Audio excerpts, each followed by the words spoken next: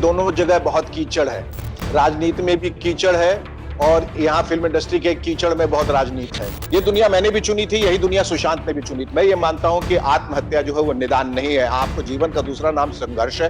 आपको रह के वहां लड़ना है, चाहे कितने भी लोग आपके पीछे आ जाए। आप काम करें, फिल्मों में आपका रोल कटवा देते हैं, एडिट करवाते हैं। जो उत्पात मचा सकता है, जो चाटुकारिता कर सकता है, जो जिसमें जितने बुरे गुण है वो सर्वाइव कर जाएगा। और मीडियाकर लोगों को काम पे काम में मिले जा रहा है। जो भैंस की तरह मोटे हो गए हैं लोग, उनको भी दिया जा रहा है काम। मेरा तो कुछ शायद वो नहीं बिगाड़ पाए या बिगाड़ पाए, लेकिन इसने कहा कि इसकी सजा जो है इसके बच्चे को जरूर दे। अध्ययन को भी अगर हमने अकेले छोड़ दिया होता तो वो एक ऐसे जोन में जा चुका था जहां वो भी इस तरह के कदम उठा सकता। जो उसने मुझसे बताया एक दिन कि मैं भी ये कदम उठा सकता था अगर तुम लोग पास नहीं होते। जनता धीरे धीरे इन नकाबपोशों को पहचान रही है, पर्दाफाश हो रहा है, चेहरे उभर के मुखौटे गिर रहे हैं, चेहरा बाहर धीरे धीरे करके निकल रहा है। उनकी फिल्मों का बहिष्कार करना बहुत जरूरी है।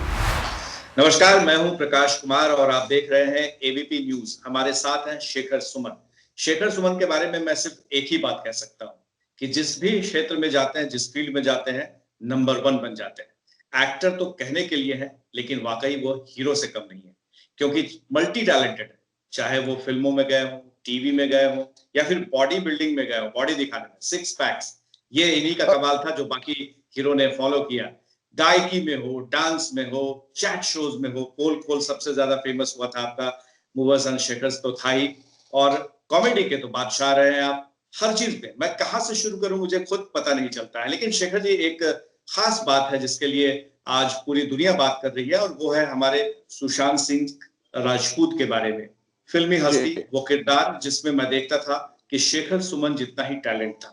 वो वक्त कम था, 34 साल 35 साल कुछ नहीं होता है, और आपने 35 साल तो गुजार दिए फिल्म इंडस्ट्री में। आपको लगता है कि इन 35 सालों में आपको क्या क्या भुगतना पड़ा था, और सुशांत सिंह राजपूत जैसी परिस्थिति क्या आई थी? क्योंकि जब आप आए थे तो उसमें में दाऊद का सिक्का चलता था, माफिया राज था, और फिल्म में उन्हीं को काम मिलता था जिनको वो चाहते थे, जिनको नहीं चाहते तो वो निकलवा देते थे। तो क्या ऐसी परिस्थिति कभी आई थी जिससे वो गुजर रहा था हमारा राजपूत? पहली बात तो आपको बता दूं कि प्रकाश जी, जिस माफिया की आप बात कर रहे हैं जो बहुत सक्रिय था, वो उसका स्वरूप बदल चुका है। वो माफिया अब भेष बदल के फिल्म इंडस्ट्री के अंदर आ गया। वो पूरा का पूरा नेक्सस, वो अंडरवर्ल्ड के लोग नहीं है, लेकिन अंडरवर्ल्ड से कम भी नहीं, क्योंकि उनका जो प्रभुत्व कह लें, जो या उनका असर कह लें, या उनकी जो पकड़ कह लें, या जकड़ कह लें, ये सही शब्द होगा, वो पूरी इंडस्ट्री में है जिनके कहे बगैर कोई पत्ता भी नहीं हिलता। यहां जो है वो है गैंगिज्म। यहां पर जो है, जो इस क्लिक की बात कर रहे हैं हम, जिस कबाल की बात कर रहे हैं, जिस नेक्सस सिंडिकेट की बात कर रहे हैं, वो बहुत खतरनाक। वो ये इस तरह से, वो नेपोटिज्म तो खैर बड़ी छोटी सी चीज है, और मैं तो समझता हूं कि फिल्म इंडस्ट्री में नेपोटिज्म है ही नहीं, क्योंकि नेपोटिज्म अगर होता तो मैं हीरो कभी बनता ही नहीं। मुझे 15 दिनों के अंदर फिल्म इंडस्ट्री में सबसे बड़ी फिल्म हासिल हुई, उत्सव, जो रेखा जी के साथ थी। शशि कपूर जी प्रोड्यूसर थे, गिरीश कर्नाड उसके डायरेक्टर थे, और शशि कपूर के खुद अपने दोनों बेटे हकदार थे उस रोल के। लेकिन शशि जी ने को लगा कि मैं ज्यादा करीब हूं उस रोल के, और मुझे ज्यादा हक बनता है उस रोल करने का, और मैं उसके लायक हूं, इसलिए उन्होंने मुझे चुना। ऑफ कोर्स मैंने स्क्रीन टेस्ट दिया, उसमें अव्वल आया, वगैरह वगैरह, पर मुझे मौका दिया गया। अब नेपोटिज्म की अगर आप बात करें, वो क्यों झूठा है कि ऊपर से देखें, देव साहब के लड़के, मनोज कुमार के लड़के, राजेंद्र कुमार के लड़के, जितेंद्र के लड़के, शत्रु साहब के लड़के, संजय खान के लड़के, फिरोज खान के लड़के, कोई भी उस मकाम पे नहीं पहुंच पाया जहां उनको पहुंचना चाहिए था। आज के डेट में जितने, चाहे आयुष्मान खुराना हो, राजकुमार राव हो, इरफान चले गए, वो है नवाजुद्दीन सिद्दीकी, चाहे वो ऋचा हैं, चाहे वो हुमा हैं, चाहे वो तपसी पन्नू है, जितने भी लोग हैं सब बाहर के, सबको मौका दिया जाता है। लेकिन प्रॉब्लम तब शुरू होती है जब आप बड़े बनते हैं, तब ये नेक्सस जो है वो सक्रिय हो जाता है, फिर वो आप पे कब्जा पाना चाहता है। जैसे विकी कौशल जब छोटे थे, छोटी मोटी फिल्मों में काम कर रहे थे, किसी का ध्यान उनकी तरफ नहीं था। जैसे ही बड़े बनते हैं, नेक्सस कहता है अब इसे अंदर लाओ, हमारे घेरे में लाओ, हमारे दायरे में लाओ, फिर उस पर वो कब्जा कर लेते हैं, उससे कॉन्ट्रैक्ट साइन कराते हैं। आपने आवाज भी उठाई थी, मुझे याद है इस बारे में आपसे मैंने एक बार इंटरव्यू किया था, तो आपने कहा था कि बहुत कुछ यहाँ होता है जिसको मैं बोलना चाहता हूँ, बताना चाहता हूँ, लेकिन लोग हमें ही उसके बाद हमारे ऊपर हमला करने लगते हैं। वो क्या वाकया था?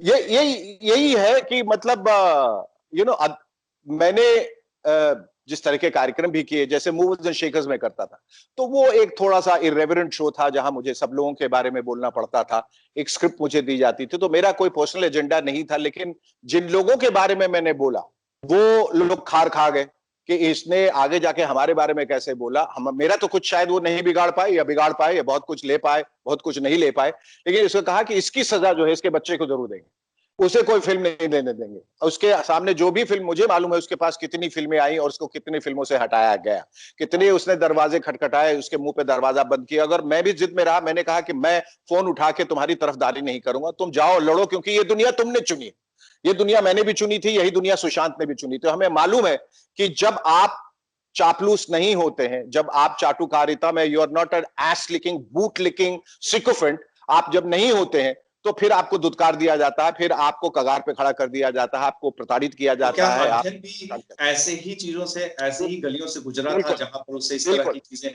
सहनी बिल्कुल पड़ी थी? क्या बीत रहा था? कि आपसे तो बताया होगा उसने। मैं बता रहा हूं। और सुशांत का जो ये जो दुखद घटना हुई है, दुर्घटना हुई है, जो भी उसने, पहले तो उसने जो किया वो गलत किया। मैं ये मानता हूं कि आत्महत्या जो है वो निदान नहीं है। आपको जीवन का दूसरा नाम संघर्ष है, आपको रह के वहां लड़ना है, चाहे कितने भी लोग आपके पीछे आ जाए। आप एक वॉरियर हैं, एक सेनानी है, आपको लड़ना है।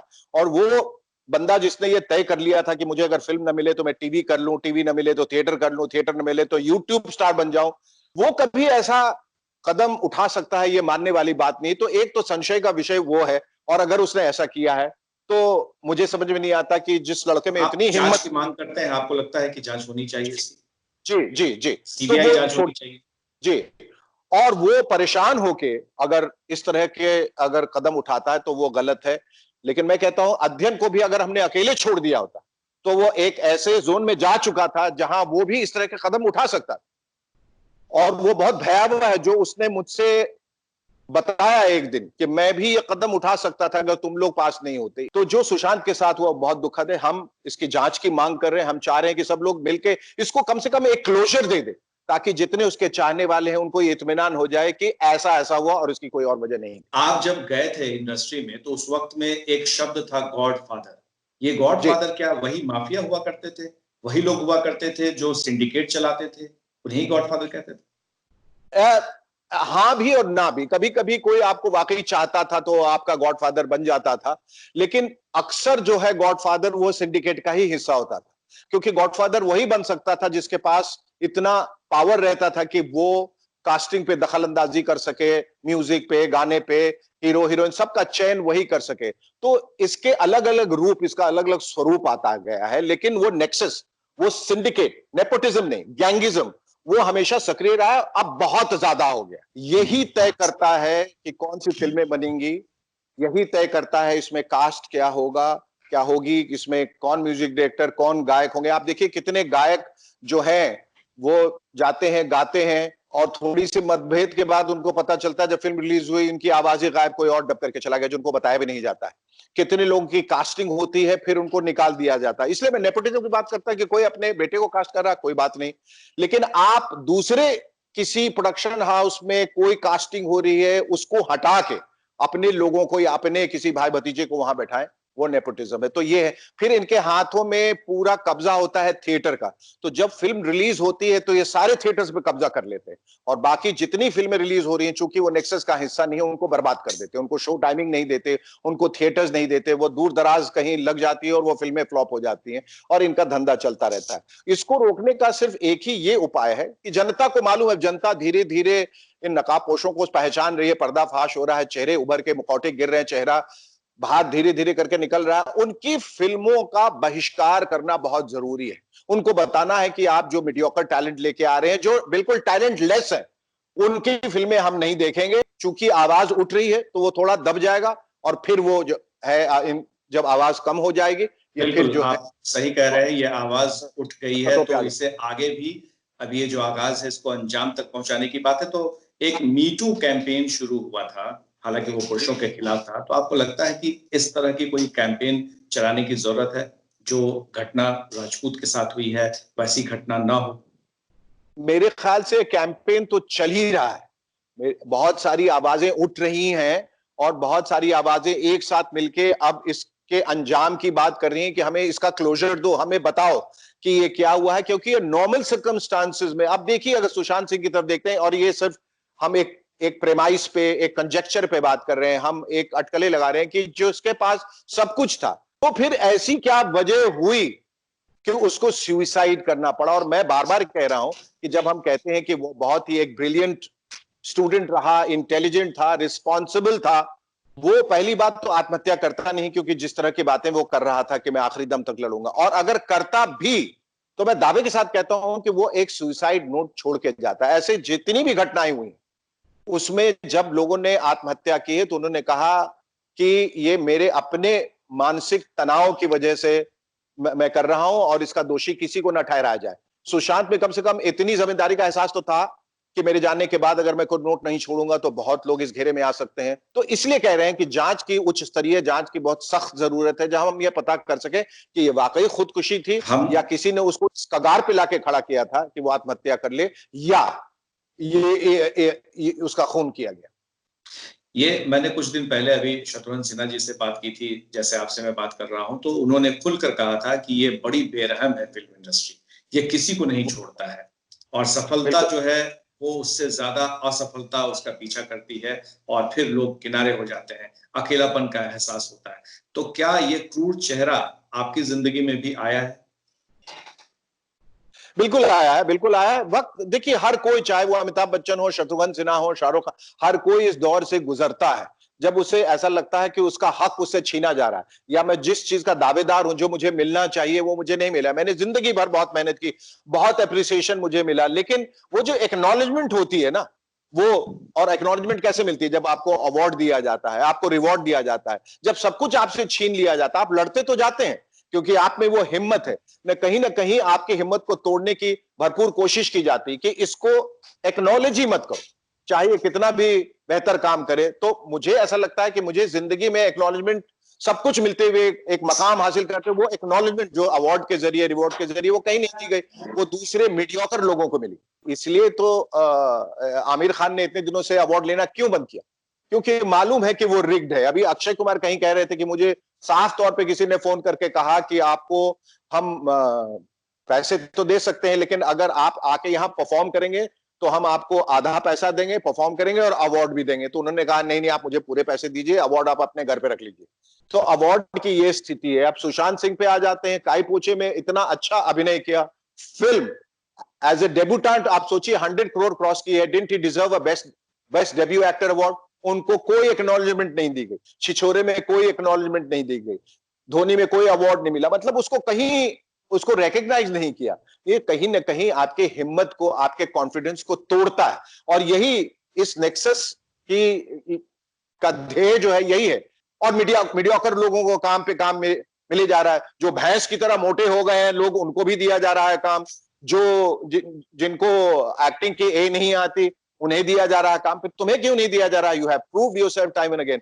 तो ये सब बातें हैं, लेकिन हम ये मान के चलते हैं कि हमें, ये कोई रेवोल्यूशन नहीं है कि आज हमें पता चल रहा है। ये मालूम है, ये हमारी इंडस्ट्री ऐसी रही, और ये इंडस्ट्री एक बड़ी खूबसूरत परिवार है, हम सब मिलके रहते हैं, सब भाई भाई है, सब झूठ है, सब झूठ है, ये सबसे बड़ा झूठ है। ये कहते हैं कोई परिवार नहीं, और अगर परिवार है तो ये बहुत कलेश वाला परिवार है, जहां लोग एक दूसरे की लाशों पे चढ़ के ऊपर चले जाते हैं। भाई, एक बहुत ही कंपेटिटिव इंडस्ट्री है, जहां जगह जो है, कुछ सीट्स जो है वो कम है और दावेदार उम्मीदवार ज्यादा हैं, तो लोग मार काट के आगे ऊपर बढ़ सकते हैं और उस सीट पे बैठ सकते हैं, तो वो करते हैं। भाई भाई को मार देता है, दोस्त दोस्त को मारता है, पीछे से खंजर भोंक देता है, सामने गले मिलते हैं लोग, हाय हेलो कहते हैं, मुस्कुराते हैं, पीछे से जाके पत्ता काट देते हैं लोग।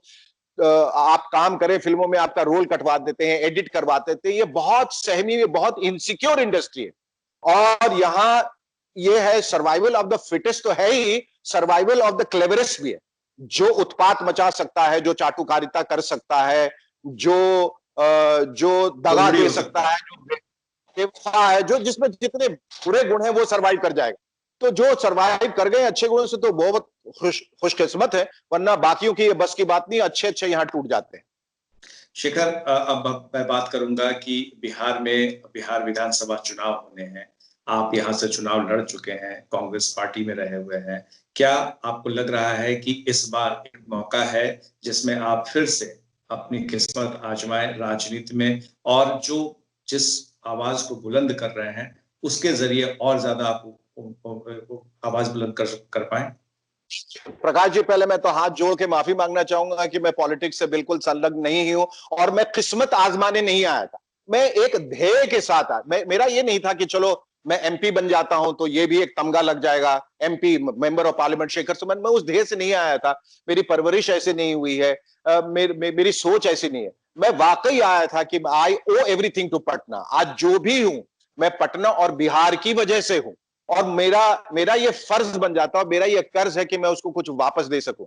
मुझे इस बात की ग्लानि और क्षोभ भी हुआ था कि मैं इतने दिनों तक पटना के लिए कुछ नहीं कर पाया, पर बेटर लेट देन नेवर। मुझे ऐसा लगा कि अब वक्त आया। मुझे ये ऑफर दिया गया, मैं किसी के पास नहीं गया था कि आप लड़िए, और मैंने सोचा कि अगर मैं लड़के पटना के लिए, भलाई के लिए कुछ कर सकूं, वहां के लोगों के लिए, वहां के गरीबों के लिए, वहां की व्यवस्था के लिए, वहां की परिस्थितियों के लिए अगर कुछ कर सकूं, कुछ सुधार कर सकूं, तो मेरे लिए बड़ी की बात होगी।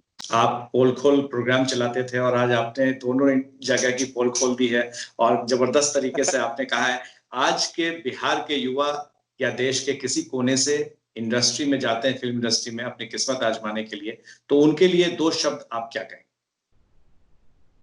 मैं सिर्फ उनसे यही कहूंगा कि जब तुम कहीं भी जाते हो, किसी भी व्यवसाय में, जाके सोचो कि I am the best and I prove myself to the best. मुझे दुनिया की कोई ताकत हटा नहीं सकती। तो ये ध्येय जो है मन में लगाइए और रखिए हमेशा कि suicide is not the answer, हट जाना इज नॉट द आंसर, वो उत्तर नहीं है। वहीं पर डटे रहना है और कहना है कि अगर तुम में हिम्मत है तो मुझे हटा के देख लो। मैं यहीं हटा रहूं, मैं बिल्कुल यहीं डटा रहूंगा, और मैं जिस ध्येय के साथ, जिस मंशा के साथ, जिस लक्ष्य के साथ आया हूं वो पूरा करके रहूंगा।